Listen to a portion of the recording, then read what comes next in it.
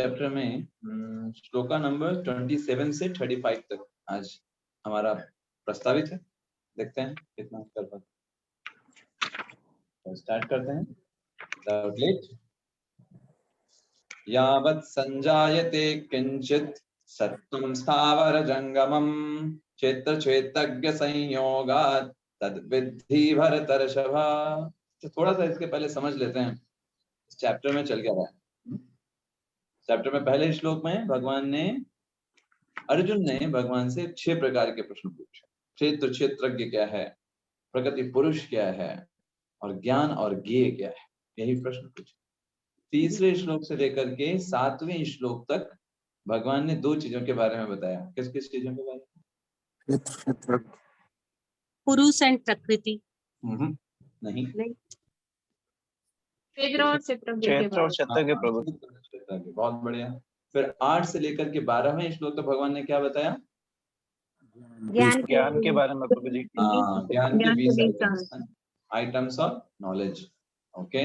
और 13वें श्लोक से लेकर के 18वें श्लोक तक भगवान ने क्या बताया? ये के बारे में बताया प्रभु जी। आत्मा और परमात्मा। आत्मा परमात्मा। बहुत बढ़िया। आत्मा और परमात्मा ये हैं। और 19वें श्लोक में भगवान ने बताया, क्या बताया 19वें श्लोक?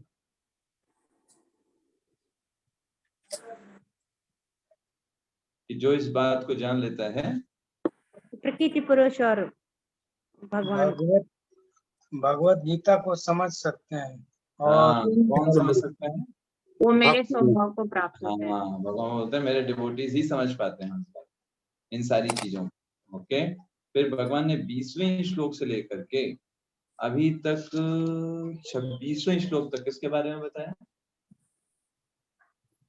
प्रकृति और पुरुष। प्रकृति, प्रकट और अप्रकट। ओके। और पुरुष कितने हैं?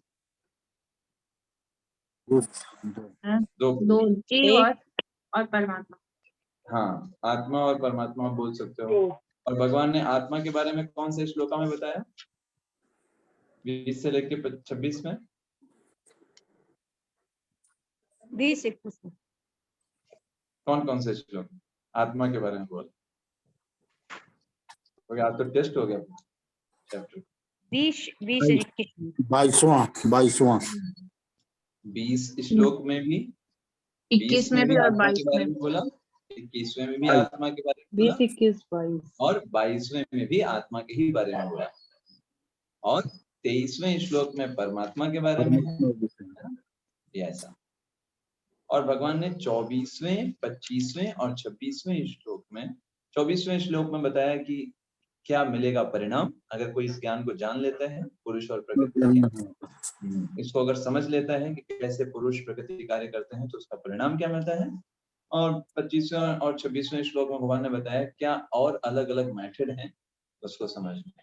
तो हमने लास्ट में जब क्लास एंड किया था 26वें श्लोक में, तो हमने एक लेसन लिया था कि श्रवण प्रक्रिया जो है वो बहुत महत्वपूर्ण है, लेकिन वो महत्वपूर्ण तब हो जाती है जब व्यक्ति प्रमाणिक हो, जिसके माध्यम से हम सुन रहे हो।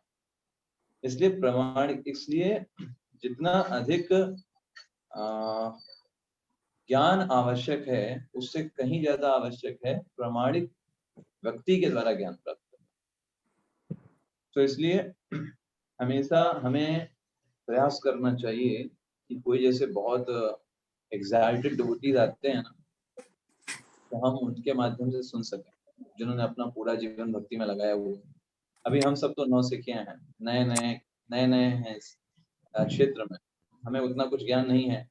हम तो बस इधर उधर से जो सुनते हैं वो किसी को बोलेंगे या हमसे सुनेंगे, हमें उतना अनुभव नहीं है। लेकिन जब कोई बहुत शुद्ध भक्त आते हैं, जैसे देखिए श्रील प्रभुपाद जी के कितने सारे डिसाइपल्स हैं, है ना, और भी बड़े बड़े महान भक्त, राधे श्याम प्रभु, गौरांग प्रभु, अमोघ लीला प्रभु, तो ये सब बहुत प्रमाणिक, और उन्होंने अपना पूरा जीवन भक्ति में जिया है ना, हर परिस्थितियों को देखा है भक्ति में, तो उन्होंने संघर्ष किया है। तो इसलिए उनसे जब हम सुनते हैं प्रमाणिक व्यक्तियों से, तो फिर क्या होता है, तब हम इसको बहुत आसानी से पार कर जाएंगे। प्रभुपाद जी सबसे लास्ट में यही एंड करते हैं। देखिए सबसे आखिरी तात्पर्य का, यद्यपि सामान्य व्यक्ति तथा कथित दार्शनिकों की भांति प्रायः समर्थ नहीं होता। अभी हम सब सामान्य व्यक्ति हैं, हमारे अंदर उतनी समर्थ नहीं है कि हम माया से लड़ पाए और इस जगत में अच्छे से बिना किसी की हेल्प के भक्ति कर पाए। लेकिन प्रभुपाद जी लिखते हैं, लेकिन अगर कोई व्यक्ति प्रामाणिक व्यक्ति से सुने पहली चीज, और दूसरा श्रद्धा पूर्वक श्रवण करे, उसके मन में श्रद्धा हो, ये श्रील प्रभुपाद जी का मिशन है, इस्कॉन है, इंटरनेशनल सोसाइटी है, और ये व्यक्ति प्रामाणिक है, इस तरीके से अगर उसके अंदर श्रद्धा है और व्यक्ति भी प्रामाणिक हो, दोनों चीजें इंपॉर्टेंट। श्रद्धा किसका पार्ट है? हम शिष्यों का पार्ट है श्रद्धा, है ना। और प्रामाणिक होना किसका कार्य है? ये गुरु का कार्य। तो प्रामाणिकता हो उनकी तरफ से और हमारे शिष्यों की तरफ से श्रद्धा हो, हमारे अंदर श्रद्धा हो श्रवण के लिए। ये दो चीजों का अगर मेल हो जाए तो फिर भव सागर को पार करके भगवत धाम वापस जाने में उसको सहायता मिल जाएगी। ये चीज है ना। चलिए, तो अभी भगवान इस 27वें श्लोक में क्या बताने जा रहे हैं? देखिए, एक बात तो आपको पता चल गई, 26वें श्लोक तो भगवान ने सब आंसर कर दिया, सारे क्वेश्चन आंसर हो गए, है कि नहीं। प्रगति पुरुष हो गया, क्षेत्र क्षेत्र के भी हो गया, ज्ञान ये भी हो गया। अभी भगवान क्या बता रहे हैं फिर यहाँ पर? भगवान अभी क्या कर रहे हैं, इन सारे टॉपिक्स को थोड़ा सा एक्सपैंड कर रहे हैं, जो जो टॉपिक्स भगवान ने अभी तक बताए। अब भगवान ये बताने वाले हैं कि कैसे एक वो व्यक्ति जिसकी दृष्टि जो है आध्यात्मिक हो चुकी है, वो किस प्रकार से एकदम सही दृष्टिकोण रख करके चीजों को देखता है, वो भ्रमित नहीं होता। वो व्यक्ति किस तरीके से चीजों को देखता है, भगवान ये बताने जा रहे हैं। ठीक है, चलिए आइए देखते हैं भगवान क्या बोलता है। एक एक शब्द को समझेंगे ना, आपको बहुत अच्छा लगेगा। अभी देखिए 27वां श्लोक इतना सुंदर श्लोक है, इसको अगर आप जस्ट इसके अर्थ को समझिए, आपको कितना अच्छा लगेगा। देखिए क्या कहते हैं भगवान, यावत संजायते किंचित। यावत का मतलब जो भी, संजायते का मतलब उत्पन्न होता है, और किंचित कुछ भी इस संसार में अगर उत्पन्न होता है या आप देखते हो, चलता फिरता आपको प्रतीत होता है ना, तो क्या वो सत्वम स्थावर जंगमम। अब देखिए, तो हमने आपको कई बार बताया है कि स्थावर और जंगम एक दूसरे के विपरीत सत्व। स्थावर का मतलब होता है जो स्थित रहते हैं, जैसे पेड़ पौधे या फिर कोई निर्जीव वस्तु जो चल नहीं सकते, गतिशील नहीं है। और जंगम का मतलब जो चलते फिरते रहते हैं, जैसे हम सभी चलते फिरते रहते हैं, कीड़े मकोड़े पक्षी, ये सब जंगम के अंतर्गत आते हैं। तो भगवान कह रहे हैं इस संसार में जो कुछ भी उत्पन्न होता है, या तो स्थावर हो या जंगम हो, मतलब छोड़ेंगे किसी को नहीं, सब कुछ इस संसार में। अच्छा, क्या है वो? क्षेत्र क्षेत्रज्ञ संयोग। वो सभी सिर्फ दो ही चीजों को समझो, क्षेत्र है और क्षेत्रज्ञ, बस और कुछ नहीं है। यहाँ इस दुनिया में जो कुछ देख रहे हो वो क्षेत्र और क्षेत्रज्ञ का संयोग है ना। जैसे मान लीजिए आप देख रहे हैं किसी व्यक्ति, कोई व्यक्ति जा रहा है, क्या है वो? उसका शरीर जो है, इदम शरीरम क्षेत्रम, है ना। वो उसका शरीर क्या है? वो क्षेत्र है। और क्षेत्र के कौन है? उसके अंदर बैठे हैं। कितने क्षेत्र के बैठे हैं अंदर? 2 क्षेत्र के बैठे हैं, और दोनों उस शरीर के ज्ञाता हैं। अंतर क्या है दोनों क्षेत्रज्ञ में? आत्मा परमात्मा। हाँ, क्या अंतर है? एक क्षेत्र के सभी शरीरों को जानते हैं प्रभु जी। हाँ, करेक्ट है। तो एक क्षेत्र के सब शरीरों के बारे में जानते हैं और एक क्षेत्र के अपने इसी शरीर के बारे में जानता है, बस यही अंतर। तो भगवान क्या बोल रहे हैं, यावत संजायते किंचित। इस जितना भी तुम इस संसार में चीजों को देखते हो, लोग काम कर रहे हैं, लोग बोल रहे हैं, कीड़े चल रहे हैं, चींटियां आटा लेकर के भाग रही हैं, है ना। हाथी जो है वो बड़े बड़े गन्ने खा रहे हैं, है ना। शेर जो है वो हिरण का शिकार कर रहा है। सब कुछ क्या चल रहा है? क्षेत्र और क्षेत्रज्ञ का संयोग है। उस क्षेत्रज्ञ को उस प्रकार का क्षेत्र मिला है तो वो उस तरीके का एक्टिंग कर रहा है। इसी का संयोग तुम मानो बस। तद विद्धि मतलब तुम उसे जानो। भरतर्षभा, हे भरतवंशियों में श्रेष्ठ व्यक्ति, जो कुछ इस संसार में देखते हो, जो कुछ इस संसार में प्रकट होता है, चाहे स्थावर हो या जंगम हो, वो सब कुछ को तुम क्या जानो? सिर्फ किस चीज का संयोग है? यावत् संजायते किंचित सत्वं स्थावर जंगमम क्षेत्र क्षेत्रज्ञ संयोग तद्विद्धि भरतर्षभा। कितना बढ़िया श्लोक है। अब प्रभुपाद जी इसके तात्पर्य में इसी चीज को यहाँ पर एक्सप्लेन करते हैं और अच्छे से। वो कहते हैं देखो भगवान ने दो प्रकार की चीजों को निर्माण किया है। एक क्या है परा प्रकृति, परा प्रकृति, भगवान की दो प्रकार की प्रकृति है। तो जो परा प्रकृति अर्थात मतलब परा प्रकृति कौन है? हम हैं, हमारा शरीर है, हम हैं परा प्रकृति। यस, जीवात्मा कैसी प्रकृति है? परा प्रकृति। परा प्रकृति का अगर स्पर्श नहीं होगा, जैसे मैं आपको हमेशा बताता हूँ कि ना ये जैसे पेन है, ये परा प्रकृति है भगवान की या अपरा प्रकृति? अपरा। अपरा। तो अगर ये अपरा प्रकृति है, ये कई सालों तक ऐसे ही पड़ा रहेगा पेन, अगर इसको मैं स्पर्श ना करूं, इसको मैं ना उठाऊं, है कि नहीं? क्योंकि अपरा प्रकृति अपने आप कार्य नहीं कर सकती, अपरा प्रकृति को जरूरत होती है परा प्रकृति की। ऐसे देखिए मेरा जो शरीर है, आपका जो शरीर है, कौन सी प्रकृति है वो? भगवान की अपरा प्रकृति। और अपरा प्रकृति को संचालित करने के लिए परा प्रकृति की आवश्यकता है। और परा प्रकृति है आप, इसीलिए शरीर काम कर रहे हैं। आप जब इस शरीर से निकल जाएंगे, यही शरीर फंक्शन नहीं कर पाएगा, है? ये बात समझनी। प्रभुपाद जी लिखते हैं भौतिक प्रकृति तथा आध्यात्मिक प्रकृति का संबंध निरंतर चल रहा है, और ये सब किसके द्वारा व्यवस्था किया गया है? परमात्मा के द्वारा व्यवस्था किया गया। परा प्रकृति। हाँ, भगवान ने ऐसी व्यवस्था की है कि भाई परा प्रकृति और अपरा प्रकृति है जो अवॉर्ड कर दी जाती है, परमेश्वर के द्वारा व्यवस्था है। अच्छा, चलिए अब अगले श्लोक में चलते हैं। अगले श्लोक में भगवान ये बताने जा रहे हैं कि एक जो आध्यात्मिक व्यक्ति होता है उसका विजन क्या होता है, वो कैसे देखता है चीजों को। समम सर्वेषु भूतेषु, एकदम आसान शब्द है।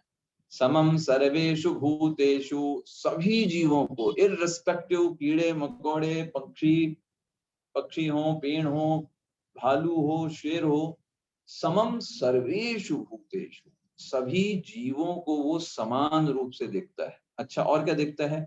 तिष्ठन्तम परमेश्वरम, और क्या देखता है? अरे परमेश्वर भी साथ में बैठे हुए हैं। एक तो सारे जीव जो हैं उनको समान रूप से देखेगा, साथ साथ में देखेगा कि उनके साथ में कौन बैठे हुए हैं?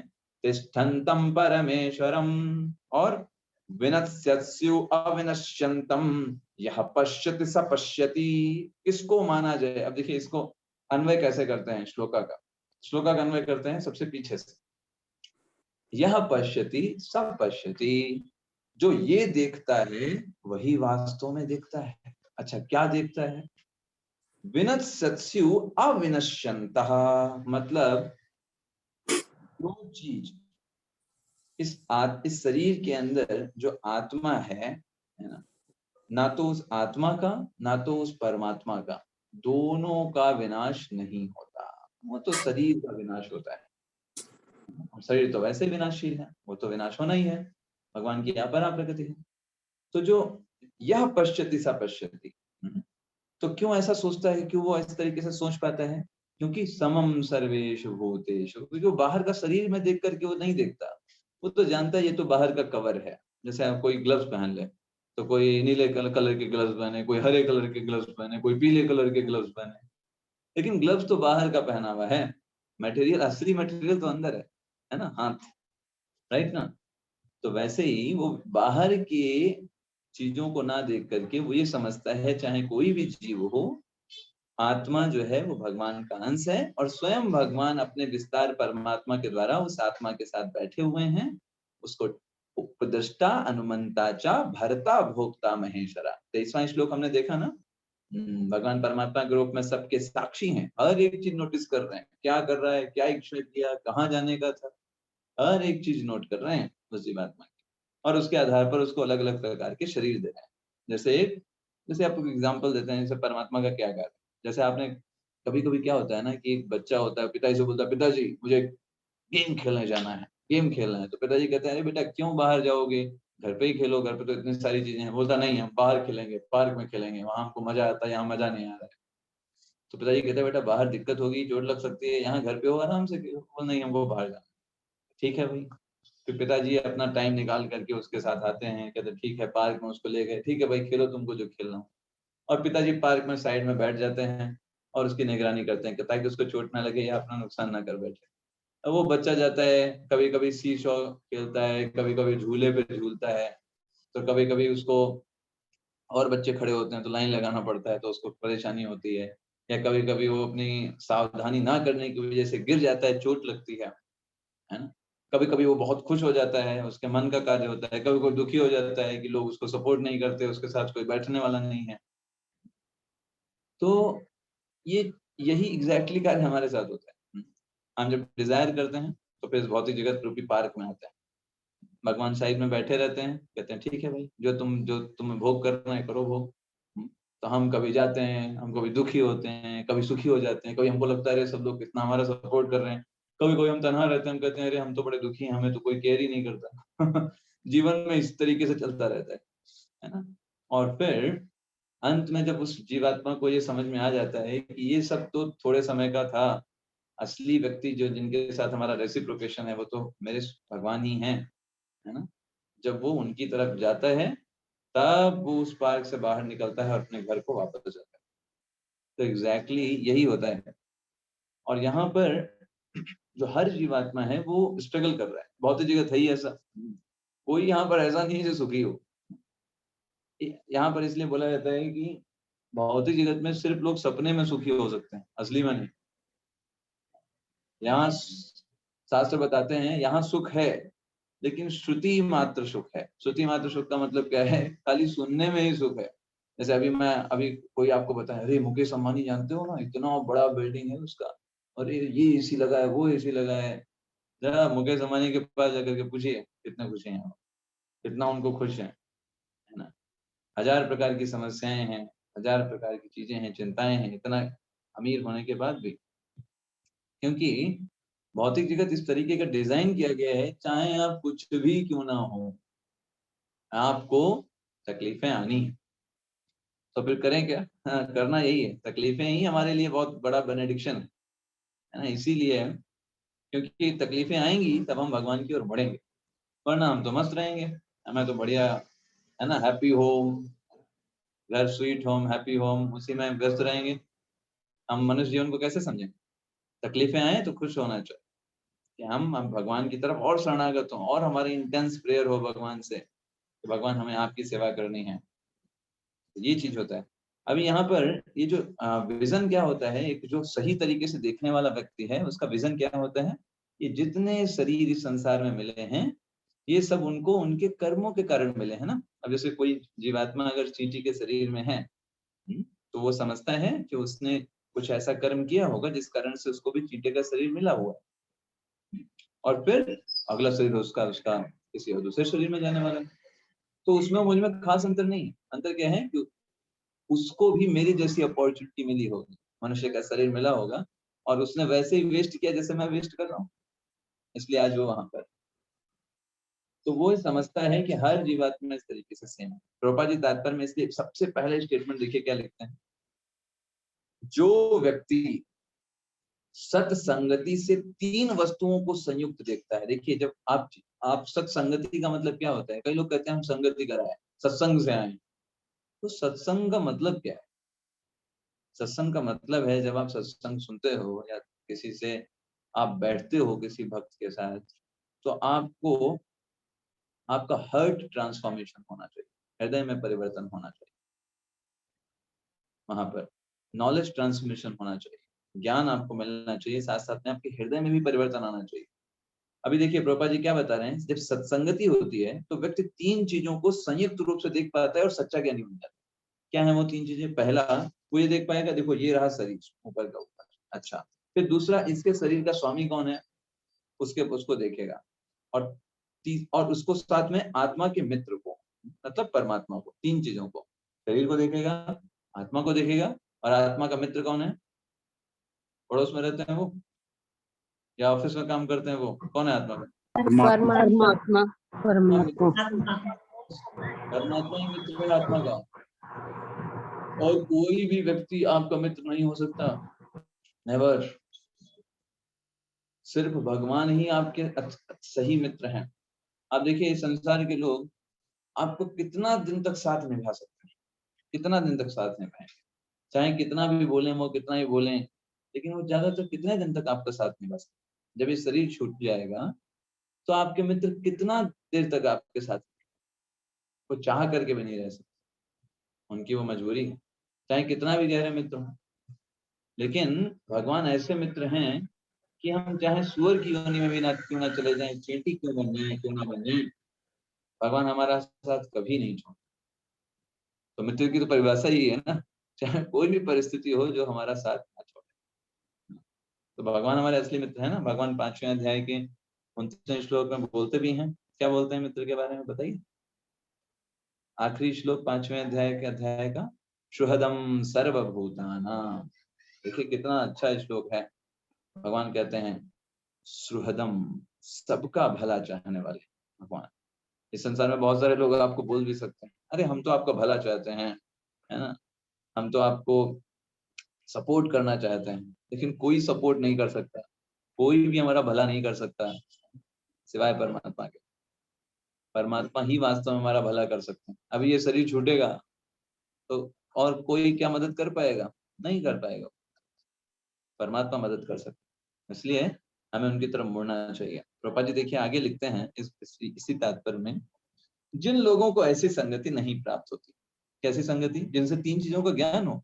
वरना आप देखो जनरली लोग सिर्फ शरीर देखते हैं ना, वो क्या देखते हैं, अरे तुम किस जाति के हो, किस धर्म के हो, कौन से देश के हो, कौन से राज्य के हो, इसी के आधार पर पूरा जीवन बिता देते हैं। प्रभुपाद जी लिखते हैं वो सोचते हैं बॉडी खत्म सब खत्म, शरीर खत्म हो गया मतलब सब कुछ खत्म।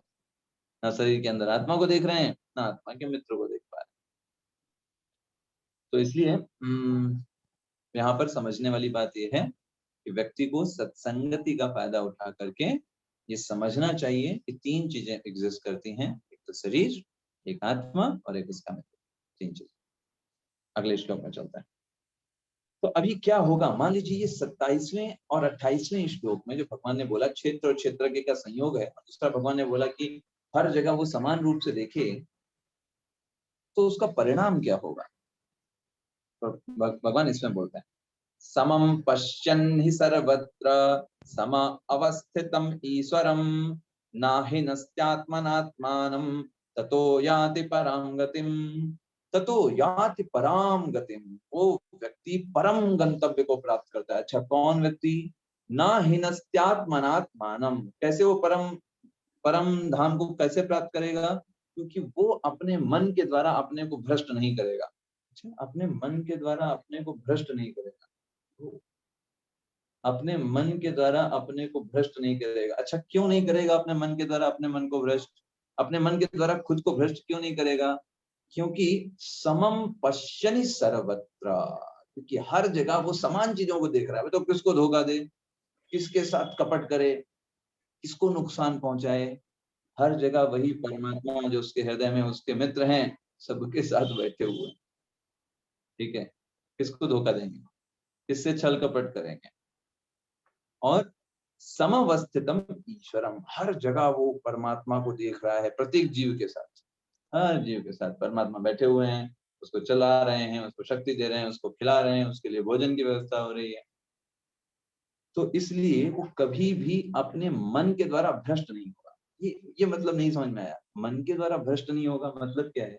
मन हमेशा भ्रष्ट ही करता है, मन का काम है भ्रष्ट करना। मन जो है आपको हमेशा आलसी बनाएगा, आपको कामी, क्रोधी, लोभी, ये सब मन के काम है।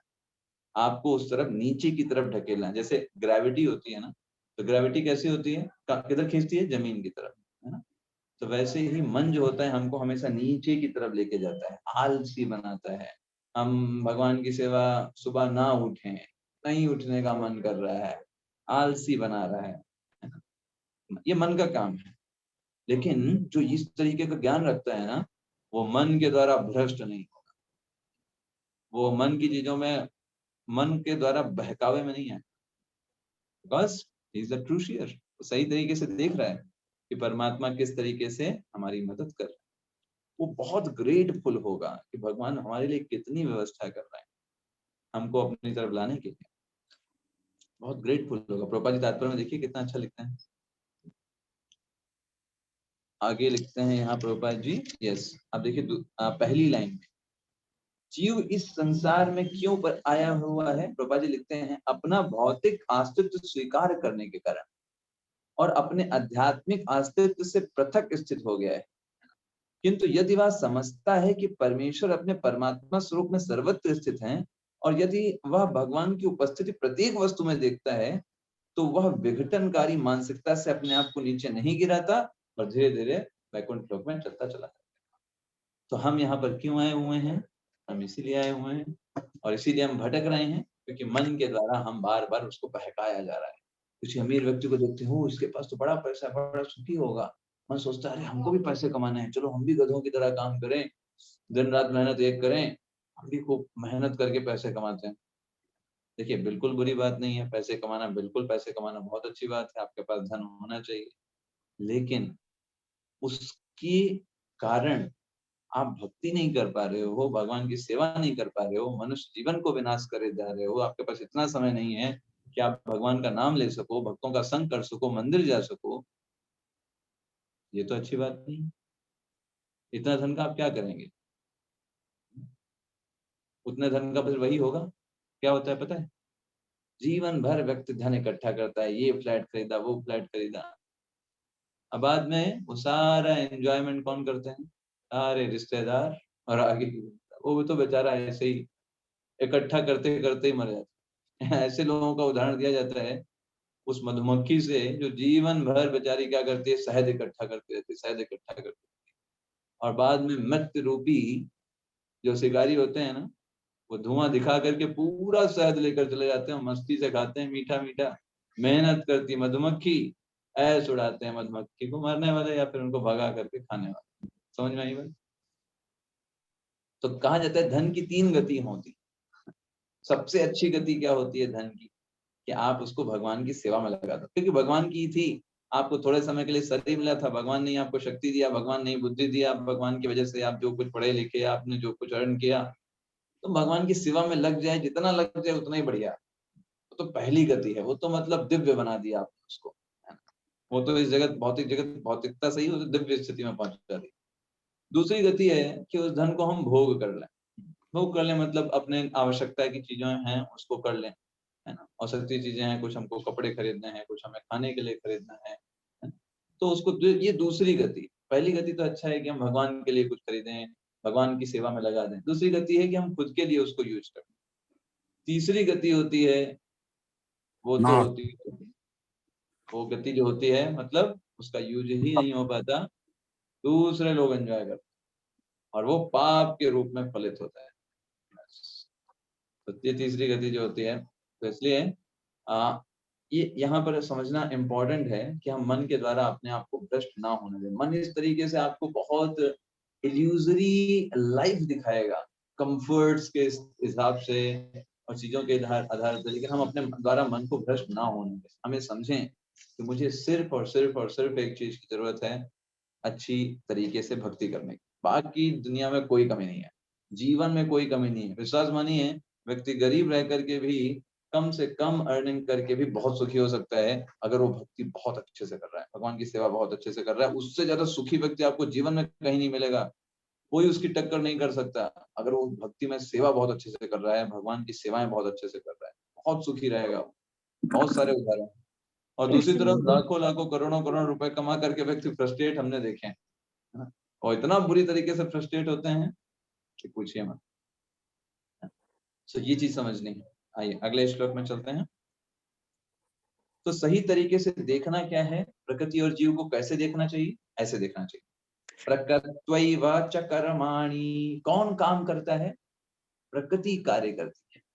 क्रियमाणानि सर्वशः। अच्छा, कौन कौन काम करती है प्रकृति? सब कुछ काम प्रकृति करती है, प्रकृति के द्वारा ही सारे काम किए जाते हैं। यह पश्यति तथात्मानम, और जो ये चीज को देख लेता है, तथात्मानम अकर्तारम स पश्यति, है ना? वो इस चीज को देख लेता है कि सारे कार्य प्रकृति कर रही है, मैं तो कुछ नहीं कर रहा, मैं तो शांत आत्मा के रूप में, सारे कार्य प्रकृति के द्वारा कराए जा रहे हैं। अच्छा, ये कैसे नहीं समझ में आया? इसको ऐसे समझिए, जैसे एक आत्मा को कुत्ते का शरीर प्राप्त हो गया, अभी आत्मा क्या बोलेगा? वही आत्मा बातें कर सकता है कि हमारी आपकी तरह? नहीं। क्या करेगा? क्या करेगा? अभी बातें नहीं करेगा तो क्या करेगा? कुत्ते के शरीर भौंकेगा से कैसे बोल सकता? करेगा। उसको कुत्ते की तरह व्यवहार करना पड़ेगा प्रभु। क्यों कुत्ते की तरह क्यों करे? क्योंकि प्रकृति उससे करा कुत्ते रही है। की प्रकृति तरह, ने उसको कैसा शरीर दिया? क्योंकि प्रकृति कुत्ते उससे का करा शरीर रही है, प्रदान किया। हाँ, तो कुत्ते प्रकृति का। उससे वही कार्य करा रही। तो वो जीवात्मा नहीं कर रहा, प्रकृति उससे करा रही। प्रकृत्यैव च कर्माणि, प्रकृति के द्वारा सारे कार्य संपन्न किए जाते हैं। सर्वक्रियमाणानि सर्वशः। तो आप देखो इस संसार में कोई भी व्यक्ति एक्शन करता है ना, जैसे अभी देखिए हम कुछ भी एक्शन करते हैं ना, गुणों के अंदर ही एक्शन करते हैं। सत्वगुण, रजोगुण, तमोगुण। कभी कभी आप देखोगे ना, आपका मन बहुत शांत है, आप बड़ा बोलेंगे, बड़ा मीठा बोलेंगे, किसी ने आपको कुछ बोल भी दिया ना, आप कहेंगे कोई बात नहीं, कौन मूड खराब करे, छोड़ो कोई बात नहीं, माफ किया जाओ। तो ये कैसे हुआ? क्योंकि आप सत्वगुण में, अभी आपका सत्वगुण प्रधान है ना, सत्वगुण प्रधान होता है। अच्छा, कभी कभी आपने अपने आप को ऑब्जर्व किया, किसी ने थोड़ी सी भी बुरी बात बोल दी और आप आग बबूला हो जाते। अभी वैसा क्यों हुआ? क्योंकि आपने रजोगुण को प्रधान उस समय बना करके रखा। आप एक्शन नहीं कर रहे हो, वो रजोगुण आपसे काम करा रहा है। कई कई लोग देखिए, है ना, बहुत जल्दी गुस्सा हो जाता है, रजोगुण प्रधान है। थोड़ा सा इनके ईगो को थोड़ा सा आपने टच किया, थोड़ा सा बात को थोड़ा सा घुमा के बोल दिया, बस फिर लीजिए तकरारें, युद्ध के युद्ध हो जाते हैं। सारे घर में चौकी बेलन सब उड़ते हुए दिखाई देते हैं, है ना। तो क्यों हुआ? थोड़ा सा ईगो में प्रॉब्लम हुई, आपने कुछ ऐसा बोल दिया। तो ये क्या है? रजोगुण को प्रधान बना कर रखा है। जो सत्वगुण वाला व्यक्ति होगा, आपने उसको अगर थोड़ा सा टेढ़ा भी बोला ना, उसको वो पॉजिटिव बना करके एक्सेप्ट कर लेगा। वो कहेगा ठीक है, कोई बात नहीं, मूड नहीं है हमारा। ठीक है। और तमोगुण वाला, उसको तो कोई फर्क नहीं पड़ता, चाहे पॉजिटिव बोलो नेगेटिव बोलो, वो कहेगा, है ना, कौन लड़ाई करे, नशे में रहेगा, आलसी रहेगा, कोई काम धाम का नहीं, किसी कोई से फर्क नहीं पड़ता, वो वाला, है ना। आपने देखे होंगे लोग ऐसे, सब ठीक है। कई लोग मिलते हैं, है ना, मगर प्रभु जी ये समस्या है ना, ये समस्या है, देखिए इसको क्या, जो हो रहा है सब अच्छा है, कौन चक्कर में पड़े, थोड़ा तुम भी ना देखो, हम भी नहीं देखेंगे। तो क्या तमोगुण प्रधान बना करके रखा है, सब अच्छा है, ठीक है, कोई सुधार करने की जरूरत नहीं। कमरा गंदा पड़ा हुआ है, अरे फिर साफ करेंगे, फिर गंदा हो जाएगा, कौन साफ करे, पड़ा रहने दो, कल फिर सफाई करनी पड़ेगी। कौन सा गुण प्रधान है? तमोगुण प्रधान है। तो ये गुण ही तीनों काम कराते हैं, हम काम नहीं करते। जीवात्मा को काम करने की बदले में क्या जरूरत? जीवात्मा तो भगवान का अंश है, दिव्य है। तो जब जीवात्मा जो है, वो हमने आपको पहले भी एग्जांपल दिया था, एक शुद्ध पानी की तरह है। शुद्ध पानी जो एकदम क्लियर, कोई उसके अंदर गंदगी नहीं, काम क्रोध मत लो, कोई प्रकार की गंदगी, एकदम शुद्ध। लेकिन भौतिक जगत में आया तो यहाँ से वो कंटेमिनेटेड हो गया, तो ऐसा लगता है कि वो काम कर रहा है। एग्जाम्पल दिया था आपको ना कि आग जो है वो कटोरी में पड़ी हुई है, तो ऐसा लगता है कटोरी से आग निकल रही, कटोरी से आग नहीं निकल रही, आग अलग है, कटोरी अलग है। तो ऐसे ही ऐसा लगता है कि मेरे अंदर ये बुरी भावनाएं आ रही हैं, मैं जो हूँ वो गलत हूँ, मैंने ये गलती किया, मैं ये कर रहा हूँ। लेकिन वास्तव में आत्मा कुछ नहीं करता, आत्मा बस उस आवेश में आकर के उन गुण जो हैं उससे वो कार्य कराते हैं। ये चीज यहाँ समझ, और इसको जो समझ गया, वो इन तीनों गुणों के पार जाने का प्रयास कर सकता है, और वही हमको करना है। ये नहीं सोचना प्रभु जी आपने जो बोला ना सत्वगुण, सत्वगुण अच्छा लग रहा है तो क्यों ना सत्वगुण में ही रहा जाए, एकदम शांत, किसी को परेशानी नहीं होगी। सत्वगुण में रहना अच्छी बात नहीं है, क्योंकि सत्वगुण में अगर आप ज्यादा रहेंगे तो आपको आ जाएगा अहंकार। अरे हम तो किसी से, हमें तो कोई भी गुस्सा आता ही नहीं, गुस्सा आना तो ये सब रजोगुण ले आए, तो अहंकार आने से कहाँ पहुंच गए? रजोगुण में पहुंच गए। कभी कभी सत्वगुण में जो लोग होते हैं वो आलसी भी बन जाते हैं, तो तमोगुण में पहुंच जाते हैं, तो सत्वगुण में आप स्टेबल नहीं रह पाते। इसलिए मनुष्य जीवन का लक्ष्य क्या है? भक्ति करके करके, भक्ति क्या है? इन तीनों गुणों के एबव है, और भक्ति करके हम इन तीनों गुणों को ट्रांसेंड कर देते हैं और शुद्ध सत्व गुण में हम एक्ट करते हैं। जब भगवान से संबंधित कोई भी कार्य करते हैं ना तो रजोगुण में है, ना तमोगुण में है, ना सत्वगुण में है, वो शुद्ध सत्व में कार्य करता है। और भक्ति का उद्देश्य क्या है? रजो शुद्ध सत्व गुण में जाकर के भगवान की, वो हमारी स्थिति, ठीक है। प्रभुपाद जी तात्पर्य में यही लिखते हैं। प्रभु जी को बता दी यस माता जी, कोई कुछ बोल रहे हैं? यार, वो कुछ आपने वो ओके, तो यहाँ पर देखिए प्रभुपाद जी तात्पर्य में लिखते हैं कि मनुष्य जो भी करता है, चाहे सुख के लिए या दुख के लिए, वह शारीरिक रचना के कारण उसे करने के लिए बाध्य होता है। इसको देखिए समझना बहुत आसान है। आप देखो, हम हमेशा एग्जांपल देते हैं मीठे में रसगुल्ला का, है ना। अब देखिए रसगुल्ला आप जब देखते हो तो आप उसे खाने का प्रयास करते हो, क्योंकि आपकी शारीरिक रचना ऐसी बनी हुई है कि आपको वो प्रिय लगता है। सही बात है। और आप बाध्य हो कि आपको अच्छा लगेगा और आप खाने का प्रयास करो, क्योंकि आपका बना ही शरीर वैसा है। आपकी इंद्रियां इस तरीके की बनी हुई कि वो आपके लिए इंद्रिय विषय है। अब मान लीजिए एक दूसरा एक सुअर आपके पड़ोस में जा रहा हो, उसको रसगुल्ला आकर्षण नहीं लगेगा। वो कहेगा ये क्या रखा हुआ है, इसमें कोई कुछ है ही नहीं, बेस्वाद, है ना। उसके लिए दूसरी चीजें आकर्षण का विषय है, और आपको हो सकता है वो अच्छी ना लगे। तो जैसा प्रकृति ने शरीर का निर्माण किया है, उस आधार पर आपका शरीर वो कार्य करने के लिए बाध्य किया जाता है। आप बात को समझ रहे हैं? यस। और इसलिए यहाँ पर, इसलिए प्रभुपाद जी तुरंत देखिए आगे क्या लिखते हैं, एक तरह से शरीर एक यंत्र है ना, जिसे परमेश्वर ने इच्छाओं की पूर्ति के लिए निर्मित किया। जैसे अभी आप, यंत्र का मतलब क्या होता है आप जानते ही हैं। यंत्र का मतलब वो वैसे ही फंक्शन करेगा, उसमें कोई चेंज नहीं। अभी मोटरसाइकिल आपने खरीदा तो आप ये नहीं सोच सकते कि अरे इसमें कार जैसा फंक्शन क्यों नहीं, है ना। कार में तो हम जब राइट इंडिकेटर देते हैं, राइट तरफ मुड़ते हैं तो इंडिकेटर बंद हो जाता है। मोटरसाइकिल में क्यों नहीं बंद होगा? वहीं बंद होगा, उसका अलग फंक्शन, वो वैसे ही काम करेगा। कार वैसे ही काम करेगी, मोटरसाइकिल वैसे ही काम करेगी, साइकिल वैसे ही काम करेगी। आप साइकिल पे बैठ करके ये नहीं बोल सकते कि क्लच कहाँ है, उसमें क्लच नहीं है ना उसमें उसमें वो उसमें आपको पैडल ही मारना पड़ेगा।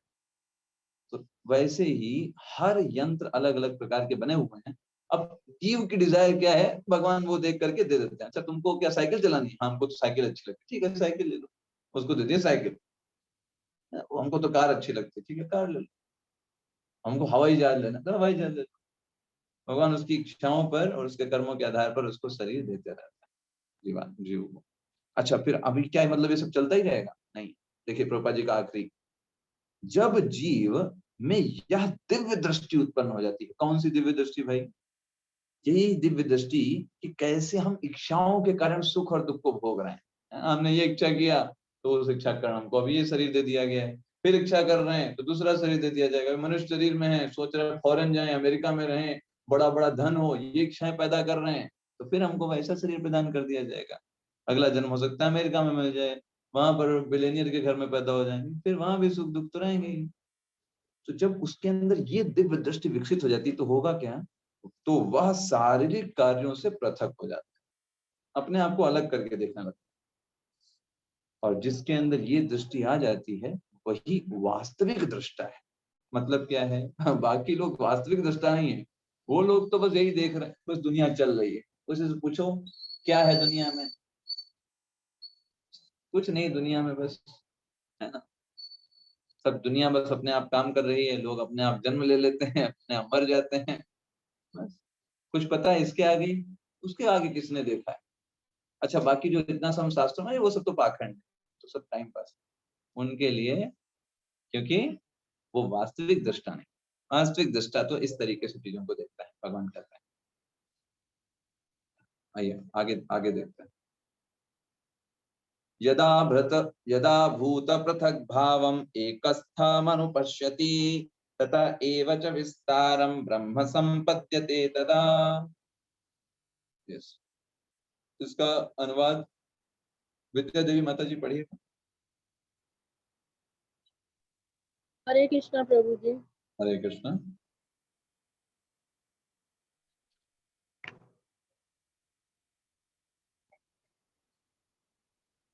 इकतीस का पढ़ना है प्रभु जी ना? हाँ 31 का, 31। हाँ हाँ जी प्रभु जी, हरे कृष्णा। जब विवेकवान व्यक्ति विभिन्न भौतिक शरीरों के कारण विभिन्न रूपों को देखना बंद कर देता है और यह देखता है कि किस प्रकार से जीव सर्वत्र फैले हुए हैं, तो वह ब्रह्म बोध को प्राप्त होता है। हरे कृष्ण। यस, हरे कृष्ण। तो ये है ब्रह्म बोध, इसको बोलते हैं ब्रह्म दृष्टि, वो विकसित कर लेता है। वो देखता है हर जगह जीव ही तो हैं जो फैले हुए हैं। भौतिक शरीर को देखना बंद कर देते हैं, वो तो बोलता है वो तो यंत्र है ना। अब यंत्र को क्या देखें किसी के पास मोटरसाइकिल है, किसी के पास लूना है, किसी के पास ट्रक है, कोई ट्रक चला रहा है, तो उस यंत्रों को क्या देखना। यंत्र तो अपने आप फंक्शन कर रहा है। अब जैसे मान लीजिए किसी को साइकिल मिली है, तो बेचारा कितना भी जोर चलाएगा तो 20-30 मैक्सिमम, उससे ज्यादा क्या चला पाएगा। अब किसी को मर्सिडीज गाड़ी मिल गई है, तो थोड़ा सा एक्सीलेटर पे पैर रखेगा तब भी वो 50-40 पार कर जाएगी, है ना। तो अब क्या डिस्क्रिमिनेट करें कि किसका बढ़िया शरीर है, किसका खराब शरीर है, कौन सी, किसने भारत में जन्म लिया, किसने अमेरिका में जन्म लिया, वो ये सब नहीं देखता। वो देखता है कौन अच्छे से भगवान की सेवा कर रहा है, कौन अपने आप को भगवान से कनेक्ट कर रहा है अच्छे से, और उसको फॉलो करता है, धीरे धीरे आगे बढ़ता है। तो इसे बोलते हैं ब्रह्म बोध। ये वो अवस्था होती है जो कि कृष्ण भावनामृत के लिए धीरे धीरे प्रिपरेशन, इसके बाद फिर कृष्ण भावनामृत डेवलप होती है ब्रह्म बोध के बाद।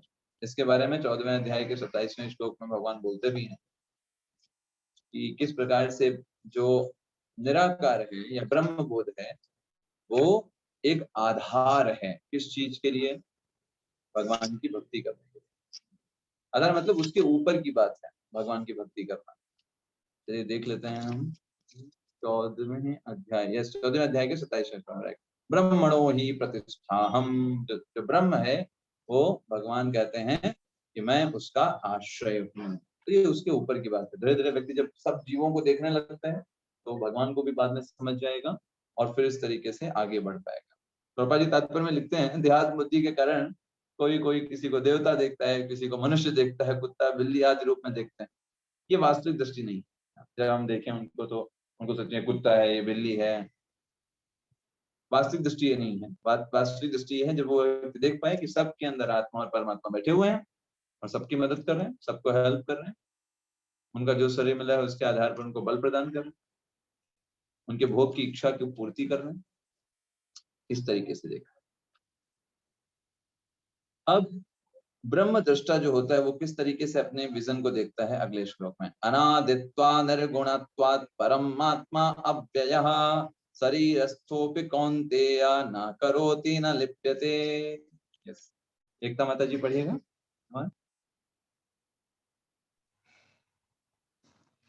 शाश्वत दृष्टि संपन्न लोग यह देख सकते हैं कि अविनाशी आत्मा दिव्य, शाश्वत तथा गुणों से अतीत है। हे अर्जुन, भौतिक शरीर के साथ संपर्क होते हुए भी आत्मा न तो कुछ करता है और न लिप्त होता है। हरे कृष्ण प्रभु जी। हरे कृष्णा। यस, तो इसका मतलब क्या है, भले ही ये आत्मा भौतिक शरीर के अंदर बंद है, अनेक भौतिक शरीर मिल रहे हैं, इसका कोई प्रभाव आत्मा पर नहीं पड़ता। आत्मा तो भगवान का अंश है ना। भले वो कितना भी भौतिक जगत में हो, कितना भी रहे, ऐसा लगता है कि आत्मा जो है वो भौतिक जगत में बद्ध है, लेकिन आत्मा कभी भी इन सब चीजों से पूरी तरीके से अलग रहता है। जैसे कैसे समझे आप, जैसे आपने देखा होगा ना, पानी में, पानी के ऊपर तेल रहता है कि नहीं। तो पानी में अगर आप थोड़ा तेल डालिए तो तेल कभी पानी में मर्ज होता है क्या? नहीं, वो अलग ही रहता है। उसको आप आसानी से देख सकते हो और निकाल सकते हो। वैसे ही आत्मा जो है इस भौतिक जगत में उसी तरीके से अलग रहता है। भौतिक है, आत्मा आध्यात्मिक, तो उसका प्रभाव आत्मा पर नहीं पड़ता। आत्मा हमेशा अलग रहता है। यही चीज यहाँ बताई जा रही है। और इसको कैसे समझ सकते हैं, उसके लिए 2 एग्जाम्पल आगे देखिए। यथा सर्वगतम सौक्ष्म्यादा आकाशम नोपलिप्यते सर्वत्रावस्थितो देहे तथात्मानोपलिप्यते। आत्मा शरीर में स्थित रहते हुए भी शरीर से लिप्त नहीं होता। कैसे? जैसे आकाश जो है देखो हर जगह उपस्थित है, लेकिन वो इतना सूक्ष्म है कि वो किसी भी वस्तु से लिप्त नहीं। जैसे आकाश का मतलब क्या है, अभी हम लोग जो देख रहे हैं ऊपर कहते हैं आकाश, तो आकाश का बहुत सूक्ष्म है। किसी भी चीज में उसको वो आएगा नहीं, वो पूरी तरीके से सबसे डिटैच। आकाश क्या है? खाली जगह तरीके से, है ना। आप नीचे जाएंगे, नीचे भी, पृथ्वी के नीचे भी आकाश ही है, ऊपर भी आकाश ही है। वो किसी चीज से लिप्त नहीं। बादल हैं वो सब आकाश में रहें, किसी से लिप्त नहीं हो रहा है। आप बात समझ रहे हैं? वो इतना सूक्ष्म है। ऐसे ही आत्मा इतना सूक्ष्म है कि इस भौतिक शरीर में जकड़ा हुआ है, इन सब चीजों के अंदर है, इनके संयोग में है। तो ऐसा लगता है कि आत्मा जो है भौतिक रूप से कार्य कर रहा है, पर आत्मा का किसी भी चीज को कोई प्रभाव नहीं पड़ता। ये चीजें यहाँ बताया जा रहा है। वो शरीर से लिप्त नहीं होता। ऐसा नहीं कि शरीर ही, अब आत्मा जो है शरीर में और शरीर ही बन गया है, नहीं। आत्मा पूरी तरीके से उससे अलग, क्योंकि आत्मा के बारे में भगवान ने भगवत गीता में दूसरे अध्याय में बताया ना कि उसको किसी भी तरीके से ना तो जलाया जा सकता है, ना भिगोया जा सकता है, ना काटा जा सकता है। क्यों बता रहे हैं भगवान? क्योंकि भाई वो भौतिक नहीं है। भौतिक होता तब आप ये सारा काम कर सकते हो। जैसे आपके पास कोई पेन है, कोई कपड़ा है, अब उसको गीला कर सकते हो, उसको काट सकते हो। क्यों? क्योंकि भौतिक चीज है ना। आत्मा के साथ ये सब कुछ नहीं किया। इसी चीज को भगवान ने वहां बताया। प्रभुपाद जी देखिए तात्पर्य में कहते हैं, वायु जो होती है जल, कीचड़, मल तथा अन्य वस्तुओं में प्रवेश करती है, लेकिन वह किसी वस्तु से लिप्त नहीं होती, है ना। प्रभाव रहेगा उसका। जैसे मान लीजिए आप एक ट्रेन में बैठे थे, जा रहे थे, पड़ोस में एक बहुत सुंदर बागान था, खूब सारे फूल लगे हुए थे, तो उनकी खुशबू वायु आप तक लेकर के चली आएगी। आप मुझे बताइए, उस वायु में खुशबू थी या उन फूलों में? फूलों में। फूलों में। लेकिन आपको किससे एहसास हुआ? आपको फूल आए क्या उड़ करके? वायु। वायु से। ऐसे वायु आई। तो क्या वायु से खुशबू आई या फूलों से आई? फूलों से आई, फिर वायु लेकर फूलों आते से हैं। प्रभु। तो आए नहीं आपके पास। तो वायु क्या ने प्रभु क्या जी किया? मीडियम वायु बन गई। फूलों की हाँ, खुशबू थी, वायु से आई। जी। राइट। वायु के अंदर खुशबू नहीं है। वायु तो उसको बोला जाता है गंधहीन। वायु क्या है? गंधहीन। ऐसे ही आत्मा के अंदर कोई विकार नहीं है, काम, क्रोध, मद, लोभ, इस तरीके के किसी भी प्रकार के। लेकिन जब आत्मा इस शरीर के अंदर आ जाता है तो ऐसा लगता है कि आत्मा जो है इस तरीके से एक्शन कर रहा है संगति के कारण। जैसे वायु के अंदर कोई खुशबू नहीं है, लेकिन जब वायु उस जगह से गुजरी तो महक आ। ऐसे ही कोई मान लीजिए ट्रेन जा रही थी, कोई बहुत गंदा नाला बह रहा था, तो आप पूरा नाक बंद कर लोगे, वो कह रहे बड़ी गंदी हवा है यहाँ पर। लेकिन वहां पर गंदी हवा नहीं, हवा तो वैसे ही है, वो उस जगह से कनेक्शन के कारण। आप समझ रहे हैं? यही चीज प्रभुपाद जी यहाँ बता रहे हैं। इसी प्रकार जीव विभिन्न प्रकार के शरीरों में स्थित होकर भी अपनी सूक्ष्म प्रकृति के कारण उनसे हमेशा पृथक रहता है। वायु कभी गंदी या स्वच्छ नहीं होती, वायु तो हमेशा गंधहीन है। लेकिन अनेक अनेक शरीरों में एक्ट करने के कारण कोई को लगता है ये बड़ा बुरा आदमी है, अरे भैया बड़ा भला आदमी है, ये तो बहुत मदद करता है सबकी। तो जीवात्मा तो हमेशा भला है, कभी किसी का नुकसान नहीं करता, कभी किसी का इस तरीके से। लेकिन अब ऐसे शरीर में है, ऐसे पास्ट कर्माज हैं कि वो किसी का भला कर रहा है, किसी का बुरा कर रहा है। कभी कोई किसी का भला करना चाहो तब भी वो बुरा मान लेता है, क्योंकि उसके कर्माज ऐसे हैं कि उसको बुरा ही लगना है। है ना, ऐसा भी होता है। चलिए अगला इशू, दूसरा उदाहरण देते हैं। यथा प्रकाशयत्येकः कृष्णं लोकम् इमं रवि क्षेत्रं क्षेत्री तथा कृष्णं प्रकाशयति भारत। यस, रंजित प्रभु पढ़िएगा अनुवाद। हरे कृष्णा प्रभु जी। हे भरत पुत्र, जिस प्रकार सूर्य अकेले इस सारे ब्रह्मांड को प्रकाशित करता है, उसी प्रकार शरीर के भीतर स्थित एक आत्मा सारे शरीर को चेतना से प्रकाशित करता है। हरे कृष्णा प्रभु। हरे कृष्ण। तो यहाँ पे भगवान ने दूसरा उदाहरण बताया, किस प्रकार से आत्मा शरीर से पूरी तरीके से अलग है और शरीर के कार्यों में आत्मा इंटरफेयर नहीं करती, उसका संलग्न नहीं होती। यहाँ पर यही बताया जा रहा है। जैसे सूर्य के बारे में, सूर्य कहाँ स्थित है? बहुत दूर, बहुत ऊपर स्थित है सूर्य, है ना। लेकिन सारे ब्रह्मांड में रोशनी प्रदान कर रहा है। वैसे ही आत्मा हृदय में स्थित होकर के पूरे शरीर को चेतना प्रदान करती रहती है, और शरीर जो होता है वो कार्य करता है, उसका आत्मा से संबंध नहीं। आत्मा तो बस उसको क्या प्रदान कर रही है? चेतना प्रदान कर रही है उस कार्य को करने का। तो अगर कोई व्यक्ति गलत कार्य करता है तो इसमें किसको दोषी ठहराया जाए? बताइए।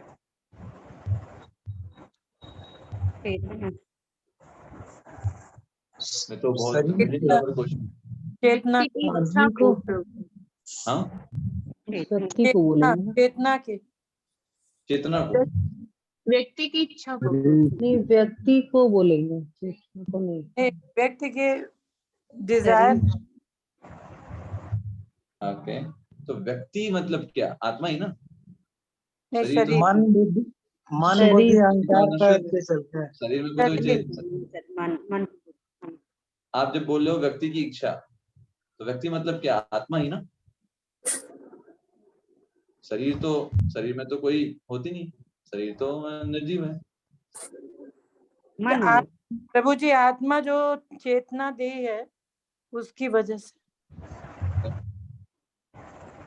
और कोई? शरीर को मन बुद्धि अहंकार के चलते प्रभु। ओके, मन बुद्धि अहंकार।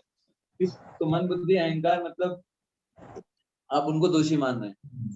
सूक्ष्म शरीर उसको आत्मा तो कुछ नहीं कर रहा है, बट सूक्ष्म शरीर जो है वो प्रेरित करता है हमारी इंद्रियों को, उसके थ्रू मनुष्य जो है अपना कर्म करता है, और कर्म गलत और अच्छा होता है। Okay, good. प्रभु जी, प्रकृति के 3 गुणों के कारण के, तो प्रकृति दोषी है मतलब उसके लिए? नहीं, प्रकृति के द्वारा जो तीनों रजोगुण सत्वगुण और आते तो हैं, मतलब जो इसका मतलब प्रधान प्रकृति दोषी हो गई। दोषी मैंने पूछा दोषी कौन है और किसके द्वारा? जो क्योंकि मेन एलिमेंट उसको माना जाएगा। संसार की व्यवस्था में तो शरीर को दोष दिया जाएगा। शरीर को दोष दिया जाएगा। संसार हरे की कृष्ण व्यवस्था प्रभु में जी। शरीर को दोष दिया जाएगा। Yes. प्रभु जी, हाँ, yes. मन को दोष दिया जाए। मन को दोष देंगे। Okay, good. प्रभु जी, हाँ, प्रभु जी, यस। पूर्व जन्म बहुत कंफ्यूजन है, आप ही बताइए। चलिए, आप दोषी कौन?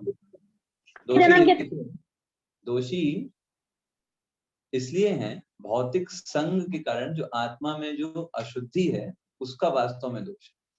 अगर आप भक्ति करके अपनी उस आत्मा के अंदर जो आत्मा में जो ये भौतिक चेतना आ गई है, ये भौतिक जगत जो है हमको सुखी प्रदान कर सकता है, हम सुखी हो सकते हैं, ये जो इंटेंशन, ये जो इच्छा है इस भौतिक जगत को भोग करने की, ये उसके कारण दोषी। और इस कारण दोष आत्मा का ही है। कैसे आपको बताते हैं। जैसे आप कभी जाते हैं, हाँ, पिता जो होते हैं वो अपने बच्चे को पैसे देते हैं और बच्चा जो है उनसे जाकर के सिगरेट पिए, है ना, और बाद में पिताजी बोले तुमने सिगरेट पिया, तो बोले पिताजी पैसे तो आपने दिए इसलिए आपका दोष। ऐसा नहीं बोल सकते, ठीक है। प्रकृति जो है वो दुकानदार की तरह है, पिताजी जो है वो परमात्मा की तरह है, और आप जो है आत्मा की तरह। तो गलती किसकी थी? जो आत्मा के अंदर ये डिजायर उठ रही है कि सिगरेट पी करके मैं सुखी हो सकता हूँ, ये उसकी गलत डिजायर। और ये डिजायर क्यों हुई? उसकी स्वतंत्र इच्छा के कारण, स्वतंत्र इच्छा का दुरुपयोग कर। उसकी स्वतंत्र इच्छा मिली थी, पिताजी ने उसको धन दिया और कहा इसको तुम स्वतंत्र, तुम्हारी इच्छा है, तुम चाहे तो सिगरेट पियो या अपने लिए बुक्स लेकर के आओ, अपना करियर बनाओ।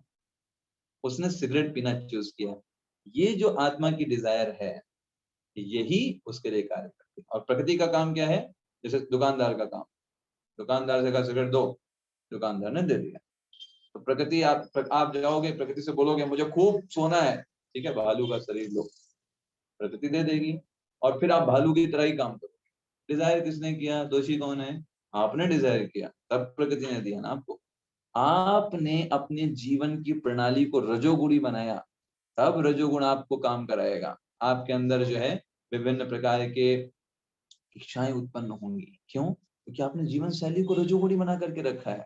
आप बहुत तीखी चीजें खाते हो, आप बहुत इधर उधर जाते हो, है ना, बहुत सारी चीजों के लिए लालायित रहते हो, मूवीज देखते हो, अनेक प्रकार की इच्छाएं उत्पन्न करते हो। तो आपने अपनी जीवन शैली को रजोगुणी बनाया है, तो शरीर आपसे रजोगुण वाले ही काम कराएगा। चूज किसने किया? आपने रजोगुण को चूज किया, आपकी गलत जो इच्छाएं। तो इसलिए भक्ति का काम क्या है? एक्चुअली आप देखोगे भक्ति जो हम करते हैं, चैंटिंग करते हैं, हियरिंग करते हैं, गीता भागवत पढ़ते हैं, हम अपनी इच्छाओं को शुद्ध कर रहे हैं। हम बार बार समझते हैं कैसे ये भौतिक जगत हम खुशी नहीं प्राप्त कर सकते, है ना? ये काम भक्ति का है। आगे लास्ट श्लोक पढ़ेंगे। क्षेत्र क्षेत्रज्ञयोरेव अंतरम च ज्ञान चक्षुषः भूत प्रगतिम मोक्षम च ये विदुर्यान्ति ते परम। यस, भगवान कहते हैं ये विदुर्यान्ति ते परम, जो ये जान जाते हैं परम लक्ष्य को प्राप्त कर जाते हैं। कौन सी चीज भाई? भूत प्रगति मोक्षम च, है ना, वो व्यक्ति भव बंधन की विधि को भी जानते हैं, है ना। कौन लोग? ज्ञान चक्षुषा, जो लोग ज्ञान के चक्षुओं से देखते हैं। क्या देखते हैं ज्ञान के चक्षुओं से?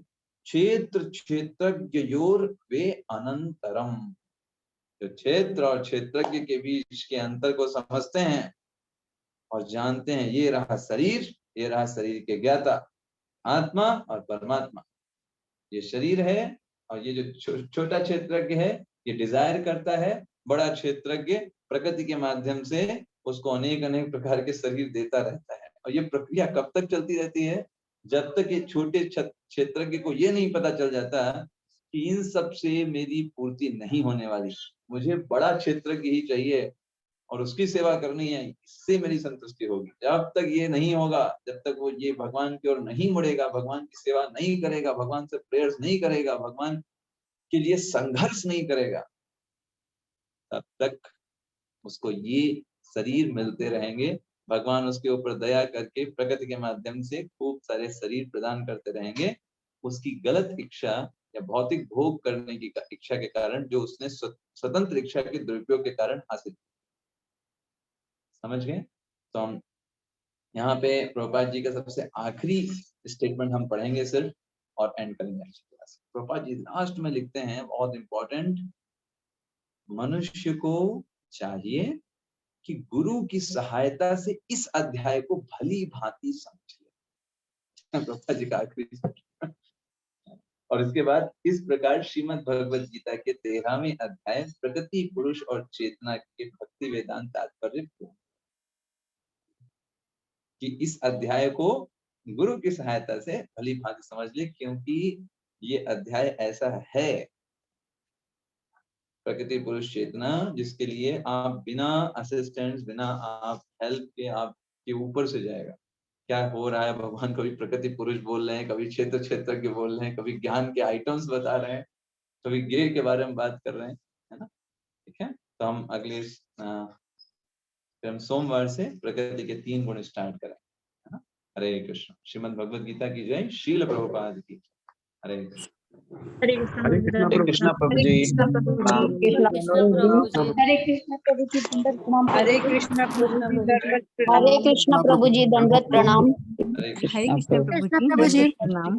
हरे कृष्णा प्रभु जी। हरे कृष्णा प्रभु जी। हरे कृष्णा प्रभु जी, दंडवत प्रणाम। हरे कृष्ण। हरे कृष्ण। हरे कृष्ण।